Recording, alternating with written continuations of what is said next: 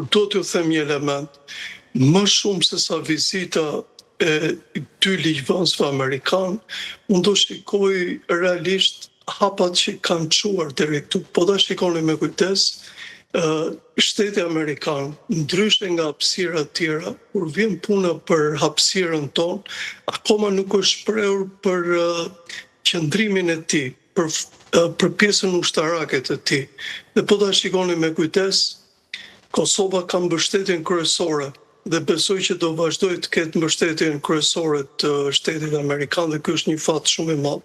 Madje në mendimin tim Kosova ka mbështetje shumë më të madhe se sa Shqipëria nga shteti amerikan, ndërkohë që ata kanë folur për raportet të NATO-s edhe në Shkup, por me shumë kujdes ata kohë më përpara ju e dini që serbët për një stërvitje të përbashkët me forcat amerikane. Dhe kjo ndryshe nga çfarë thuhet është hera parë, unë dua të them që disa herë ata kanë bërë gjëra të tilla ose kanë marrë pjesë në ushtrimet të NATO-s në Europë. Ka më bën përshtypje është që ata vinë më shumë për një lloj stabilokracie në Ballkan, se sa realisht po paraprind situata të cilat neve duhet të jemi të vëmendshëm ose të paktën media dhe aktorë të ndryshëm po mundohen që t'i shtojnë jashtëzakonisht. Për hir të vërtetës, ajo që po ndodh në Federatën e Bosnjë-Hercegovinës është shumë shqetësuese. Dhe ikja e guvernatorit gjerman që ikën zyrtarisht pas disa ditëve, po faktikisht ai ka ikur.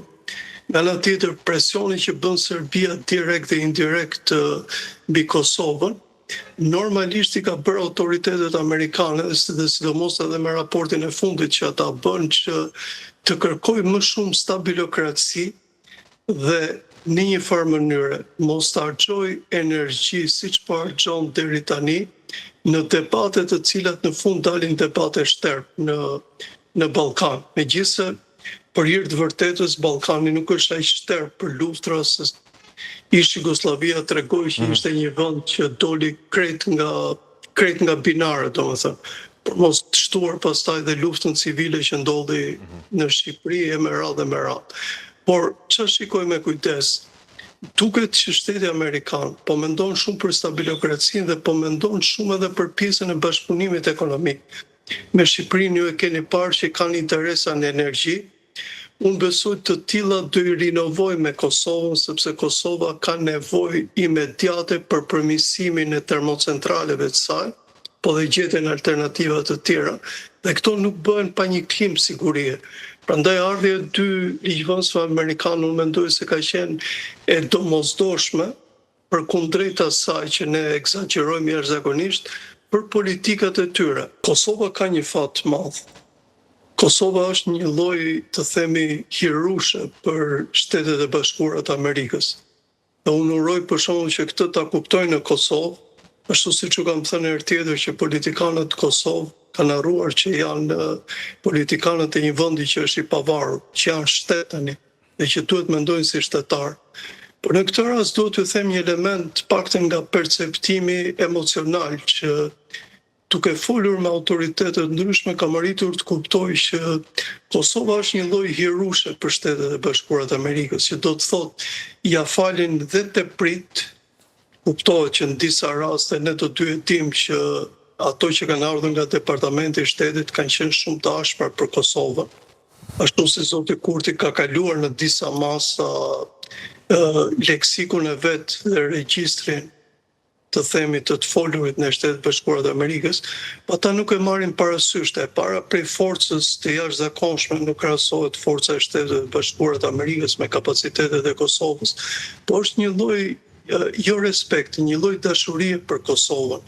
Këtë dikur e ka pasur, nëse do ma lejoni, ta them këtë dikur e ka pasur Rusia për Malin e Zi. Madje dhe epilogu i po ta dini Ana Kareninës, është momenti i fundit ku Konti Vronski ikën, në peronin e trenit dëgjon një këngë për Malin e Zi. Dhe Ja u solla si shembull të që Shtetet e Bashkuara të Amerikës kanë një dashuri po kaq të madhe për Kosovën, për mos thënë dhe më të madhe. Edhe në këtë kohë, zoti Andoni, për shkak që kemi parë, për shembull, nuk është Kosova e vetme, por Kosova që një kohë të gjatë nuk ka ambasador amerikan të emëruar. Shikoni diçka. Zyrtarët e niveleve të ulta në Shtetet e Bashkuara të Amerikës, pikërisht ata që bëjnë punën, ata që japin informacionin, ata që e njohin realisht Kosovën, kanë dashuri për Kosovën dhe ju e ndiqni pse ju e shikoni që në punësit amerikan të rangjeve të ulta që vinë janë jashtëzakonisht të dashur me Kosovën. Madje Kosovën e quajnë si një vend të tyre, domethënë, është gati si një yll i munguar i flamurit të Shteteve të Bashkuara të Amerikës në Ballkan. Po e them në mënyrë simbolike këtë, sepse tillë është dhe dashuria dhe respekti i çdo kosovari ndaj autoriteteve amerikane. Por ka ardhur momenti që Kosova duhet të tregojë pak maturi, duhet të tregojë pak të themi ekselencë mendimi.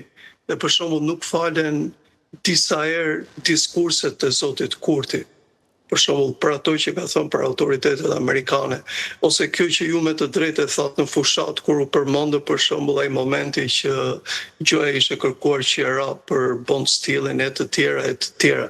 Janë ca gjëra që edhe sikur të vërteta të ishin nuk duheshin thënë në publik. E para sepse prania amerikane për ne në Kosovë është e jashtëzakonshme. E para për Kosovën vetë, e dyta edhe për një lloj sigurie për të gjithë rajonin.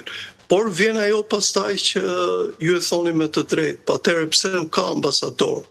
Unë them që kjo e bën Kosovën të njëjtë me të gjitha vendet e tjera në Shtetet e Bashkuara. Ju e dini tani që nga 180 rezidencë ambasadorësh që Shtetet e Bashkuara kanë, kam dëgjuar që vetëm në 100 prej tyre ka dhe mungojnë jashtëzakonisht shumë diplomat në të themi amerikanë që janë të akredituar.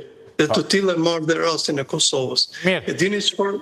Okej, vazhdoni. E dini çfarë mungon realisht që Shtetet e Bashkuara të Amerikës tashmë vërtet e kanë këtë lloj respekti, po gjithmonë më shumë, ashtu si në Shqipëri, dhe këtu është një paradoks i madh, që është paradoksi i dashurisë me paradoksin e respektit.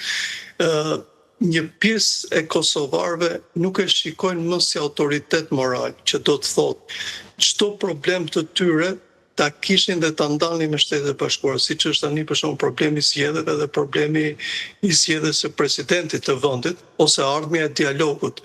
Për shembull, askush nga autoritetet amerikane nuk jep më të themi një arsyetim se nga duhet të rinisi dialogu, ose çfarë duhet bëhet që dy palët të qasen të paktën dhe të obligohen për ato që kanë pranuar për marrëveshjen dhe për aneksin.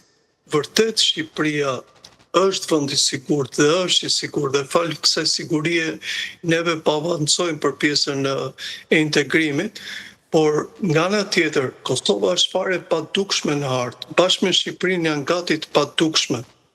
Dhe kur ja u përsëris të fakt është që realisht ka një lloj empatie të themi shtetërore ndaj kësaj, paçka se ne dim që tipari kryesor i politikës amerikane është pragmatizmi, po në rastin e Kosovës dhe në raste të tjera që do duhet një lloj studimi për t'i thënë, Shtetet e Bashkuara të Amerikës duan të tregojnë dhe këtë që janë një shtet protektor vlerash.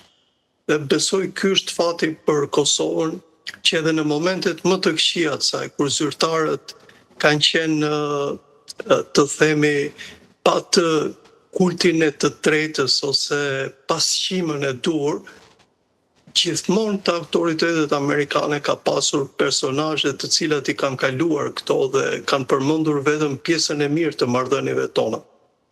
Mirë, si presni ju që të evoluojë raporti Kosovës me SBA-n edhe pas zgjedhjeve, pasi siç e tham, ne jemi në një farë gjendje tashmë, pothuajse permanente të jo stabilitetit politik, ka mbi 20 muaj kur ne bëjmë 3 palë zgjedhje, duke mos përmendur ato 2 palë tjera të nivelit lokal që janë të rregullta. Si prisni çfarë çështje do duhet kishte qeveria e re pas zgjedhjeve në raport me SBA-n, sidomos në këtë kohë krizash, le të themi, gjeopolitike? Qeveria duhet bënte institucionet. qeveria dhe pastaj politika në parlament duhet mendonte thellësisht për hapin ndaj presidentit. Dhe pastaj të bësh një lloj, të themi, të avanconin dokumentat e marrëdhënieve kosovare amerikane për të ardhmen e marrëdhënies së tyre. Që do të thotë, në çdo sak që Shtetet e Bashkuara të Amerikës do mendojnë largimin ose kufizimin e numrit të tyre, çfarë pasojash do kenë për Prishtinën këto? Çfarë duhet bëj Prishtina që tani që të paraprik se situata? Dhe kjo bëhet duke ulur me autoritetet amerikane, duke trajtuar si problem, nga ana tjetër duke marrë dhe asistencën e nevojshme prej tyre të interesave që Shtetet e Bashkuara të Amerikës kanë. Sepse me çfarë shikojmë, Shtetet e Bashkuara të Amerikës janë gjithmonë më shumë fair me Rusinë. Dhe në këtë sens po them që autoritetet e Kosovës duhet shikojnë me kujdes që kjo lloj dashurie, kjo lloj empatie nuk do jetë e përjetshme.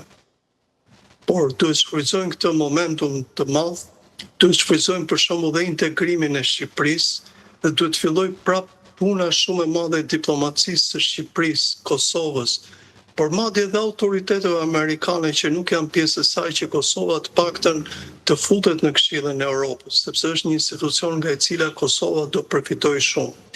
Dhe në këtë sens, kur futesh në Këshillin e Europës, ardhja e ligjvënësve të tillë, si ligjvënësi Self dhe ligjvënësi tjetër, kolegu i tij, do të diskutohet në nivele krejt të tjera, jo thjesht për asistencë, por për mendimin e Kosovës të së ardhmes, sepse kjo na intereson, domethënë, dhe në mendimin tim Kosova nuk duhet të ngelet një lloj Tajvani në Ballkan.